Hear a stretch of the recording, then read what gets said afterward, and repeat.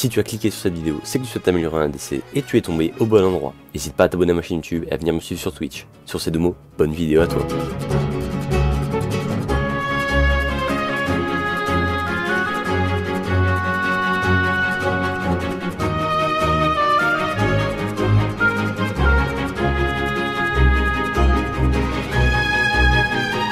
Tout d'abord, selon moi, il n'est pas possible de faire une tier list afin de définir les champions les plus forts en early game ou en mid game, car en théorie, les ADC scalent tous très bien. Certes, il y en a certains qui scalent mieux, mais ça n'empêche qu'ils sont tous censés être utiles en fin de game. C'est pour ça que j'ai décidé de plutôt vous lister les points clés de chaque ADC dans le jeu. En premier, nous avons les 1v2 machines. Ces champions ont le potentiel de 1v2, que vous ayez un support ou non, si vous le jouez bien. Pour Draven et Varus, vous avez un CC et des gros dégâts. Et pour Tristana, vous avez votre E qui explose en zone et votre jump qui se reset à chaque assist ou élimination. Personnellement, j'aime bien jouer ces champions quand je ne suis pas sûr du support qui joue avec moi. Mais si vous jouez ces champions et que vous avez un bon support, vous devrez normalement détruire votre lane. Et vous aurez donc, à coup sûr, une bonne game. Ensuite, les scaling chillax. Ces champions sont plutôt bons à tous les stades de la game, que ce soit en early comme en mid-game. Mais comme la plupart des ADC, en late game, ils ont vraiment un très gros potentiel. Alors oui, j'ai mis le Shen dedans, il n'est pas forcément incroyable en late game, mais je pense que c'est le meilleur endroit où je pouvais le mettre. En tout cas, avec ces champions, si vous prenez de l'avance en early game, vous risquez de vraiment bien snowball. Passons ensuite au farmer / safe. Il s'agit de champions avec lesquels vous pouvez juste farm tranquillement sans forcément vous mettre en danger. Vos champions ont des sorts défensifs, comme le dash d'Ezreal, ou celui de Zeri, ou même la cage de Veigar. Ces sorts vous permettront de ne pas mourir en lane si vous respectez vos adversaires, ce qui vous assurera d'aller au minimum en mid, voire en late game. Quand vous sortirez de votre phase de lane, vous serez sûrement 0-0-0, mais c'est déjà bien mieux que d'avoir 10 morts. Passons au poking intense. Ces champions peuvent vous faire des dégâts de très loin et qui vous feront extrêmement mal si vous ne les respectez pas. Ce sont des champions anti-lane qui peuvent push les waves en boucle et venir gratter les plaques de votre tourelle en early game. Surtout si leur support est un support qui tape de loin aussi, comme Karma ou Senna. Le seul imposteur ici serait Swain, mais avec son W et son Q-spell, il peut clear très rapidement les waves une fois qu'il a son chapitre perdu. Ensuite, les supports dépendants. Ces champions-là ne doivent pas être pick si vous ne savez pas à l'avance ce que votre support va pick. Par exemple, pour Samira, vous devez avoir un champion qui bump afin de pouvoir synergiser avec votre passif. Pour Senna, il faut faire du fasting, donc la jouer avec l'item support, et avoir un Sion, Tahm Kench ou un Shogat en ADC qui farm pour vous, afin de faire stack vos âmes plus rapidement. Et enfin, pour Cassiopeia, le mieux est d'avoir une Nami support. Si vous avez une Lulu ou un enchanteur, ce sera très mauvais car votre champion est basé sur les sorts et non sur les auto-attaques. Pour terminer, voici la catégorie Hardcore Gaming. Ces champions-là demandent un très bon niveau de jeu si vous souhaitez faire une game viable et ne pas être en 0-8-0.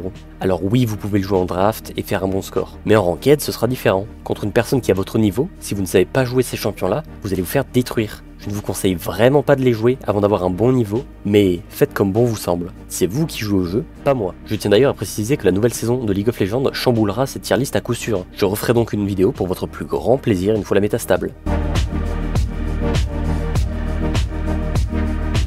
Contrairement à ce que la plupart des gens pensent, il est bel et bien possible de counterpick en ADC. Certains champions sont bien plus intéressants dans certains match-ups, même si en soi, ça dépendra aussi des supports. Prenons l'exemple de Ashe contre Samira, ou Draven contre Samira. Samira peut supprimer l'ulti de Ashe grâce à son Z, ainsi que l'ulti de Draven et CH, l'empêchant même de stack son passif. On peut aussi prendre l'exemple de Caitlyn contre Nilah. Même si Nilah peut empêcher Caitlyn de l'auto-attaque avec son Z, ça n'empêche qu'elle n'a pas son Z tout le temps, alors que Caitlyn, elle, peut mettre des auto-attaques de super loin tout le temps, contrairement à Nilah, qui est presque un corps à corps. Il est donc très important de choisir son personnage avec précaution lors de la champ select, si vous en avez l'occasion, évidemment.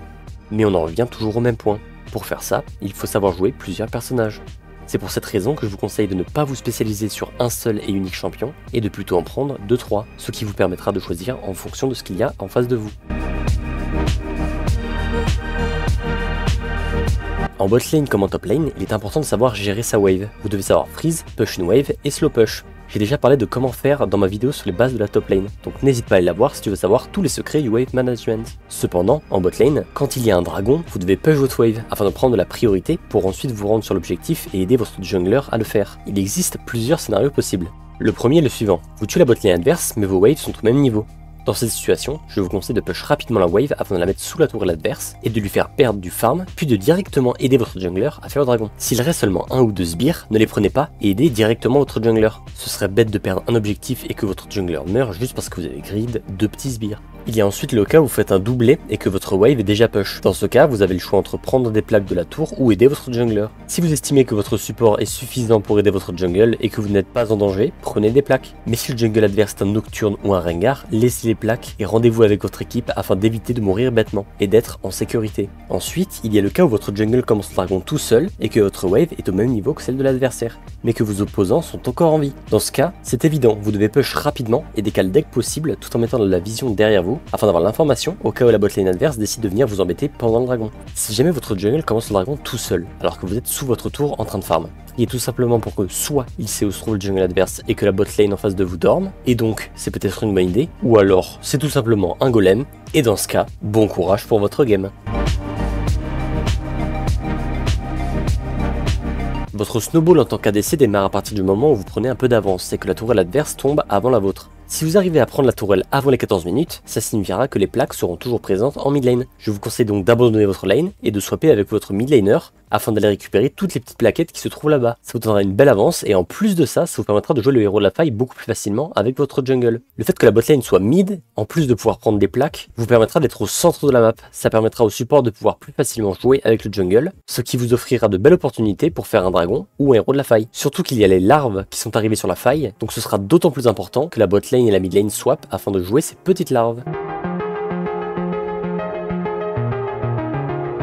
Tout d'abord, il existe 3 types de Q-Click. Le basique qui est celui que vous avez de base sur votre compte. Il y a ensuite le Q-Click qui affiche votre range d'auto-attaque. Et pour finir, le Q-Click que j'appellerais le Q-Click rapide. Le Q-Click basique est celui que je considère de très loin comme le plus nul et celui qu'il ne faut absolument pas jouer. Ce Q-Click est exactement comme le Q-Click rapide, sauf que vous devrez cliquer sur votre souris pour lancer votre auto-attaque, ce qui vous fera donc perdre du temps. Je vous conseille donc de faire votre choix de Q-Click sur les 2 prochains que je vais vous présenter. Le Q-Click avec range est un Q-Click qui est très utile car il vous donne votre range. Sur certains champions tels que Kog'Maw, Senna, Kindred ou Tristana, votre range d'auto-attaque augmente au cours de la partie et c'est donc pratique de l'avoir. Le petit défaut de ce Q-Click est que vous devez, après avoir appuyé sur votre Q, faire un clic, ce qui vous fera perdre du temps. Un point fort aussi de ce Q-Click est celui que la zone autour de vous vous donnera indirectement votre position dans les teamfights. Quand il y a beaucoup de choses à l'écran, certaines personnes peuvent se perdre, mais grâce à ce Q-Click, vous serez bien moins perdu. C'est comme lorsque vous appuyez sur espace pour recentrer la caméra sur vous. Un gros rayon sera sur vous et vous indiquera là où vous êtes. Et enfin, le Q-Click rapide, celui que je vous conseille le plus évidemment. Il vous permettra d'être super rapide sur vos exécutions d'auto-attaque.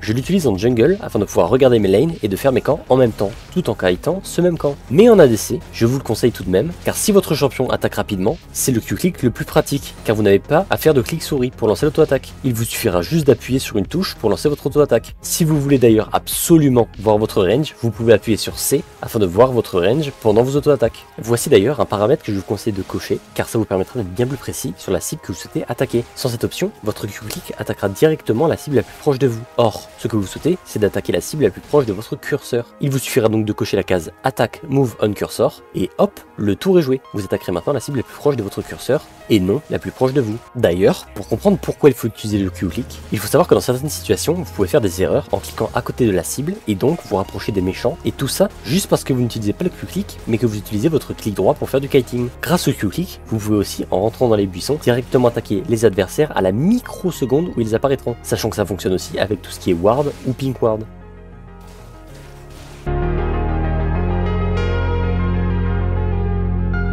Et oui, vous faites partie de la seule lane du jeu où vous êtes 2 et il faudra donc cohabiter avec votre support. Vous n'avez pas le choix. Qui dit cohabiter, dit qu'il peut y avoir une bonne synergie comme une mauvaise synergie. Évidemment, je vous conseille de toujours avoir une bonne synergie en termes de gameplay comme en termes de champion. Mais en solo queue, c'est difficile voire impossible. Pourquoi vous allez me dire? Parce que vous changez d'allié à chaque game. En temps normal et dans le monde idéal, il faudrait que vous choisissiez un champion, par exemple Kog'Maw, et que votre support pique Lulu. Ces deux champions synergisent bien ensemble. Mais si votre support ne joue pas beaucoup de champions, il faudra que vous vous adaptiez à son pool de champs. En plus de dépendre des champions que vous savez tous les deux jouer en bot lane, ça dépendra aussi de l'ordre des pics de la draft. En priorité, il est préférable que le support pique en premier, sauf si vous jouez un ADC qui est bien en blind pick, comme Ezreal, qui peut se jouer de manière safe, peu importe le match-up. Je ne connais pas de site en particulier fiable avec lesquels vous pourrez trouver des bons combos en bot lane, mais si vous n'avez aucune idée de quel champion est bien avec quel autre champion, faites des expériences en draft avec vos amis et utilisez cette expérience que vous avez accumulée afin de la mettre en ranked.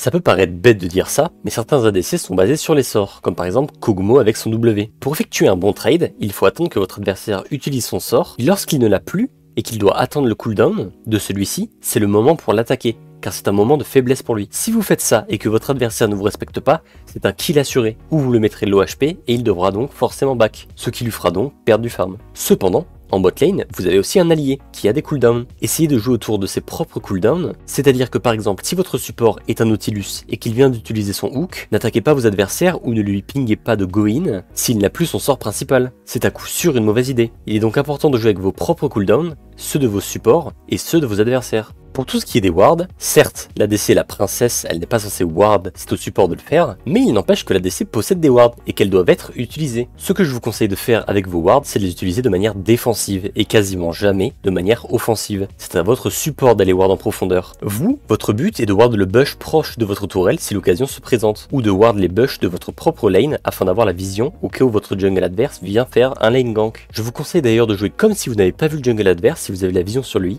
mais de jouer quand même de manière assez défensive pour ne pas vous faire avoir. Vous lui ferez perdre beaucoup de temps, ce qui est très bon pour votre game. Il est aussi important à ADC de prendre la Blue Ward au niveau 9, qui vous permettra de prendre de la vision en profondeur sans vous mettre en danger.